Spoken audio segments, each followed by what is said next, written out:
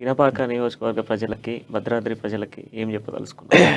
అంటే ప్రజలను నేను కోరుకునేది ఏంటంటే, అబద్ధపు మాటలు, మాయ మాటలు చెప్పి మోసం చేయాలని చెప్పి చూస్తా ఉన్నారు అంతా కూడా. విపక్షాలన్నీ కూడా. ఆ మోసపూరితమైనటువంటి మాటల్లో పడొద్దు. వారి వలలో చిక్కొద్దు. గుండె మీద చేసుకొని ఒకసారి చూడండి. గతంలో ప్రభుత్వాలలో కరెంటు పోతే ఉదయం పొద్దున్నే కరెంటు పోయేది. 5 గంటలకు కరెంటు పోతే పిల్లల్ని స్కూల్కు పంపించడానికి, ఆఫీసులకు పోవడానికి ఎంత నీళ్లు లేక, స్నానం చేయడానికి నీళ్లు లేక, టాయిలెట్కి పోవడానికి నీళ్ళు లేక ఎంత ఇబ్బంది పడ్డాం. రైతాంగం అదే పరిస్థితి. మోటార్లు గాలిపోతే ఈ మోటార్ బట్టకు పోయి రిపేర్ చేసుకొని వచ్చే లోపల అక్కడ సీరియల్ పెట్టుండేది ఆ షాపుల దగ్గర. మోటార్లు రిపేర్ చేసుకొని వచ్చే లోపే చేన్లన్నీ నిండిపోయే పరిస్థితి కనపడతా ఉండే.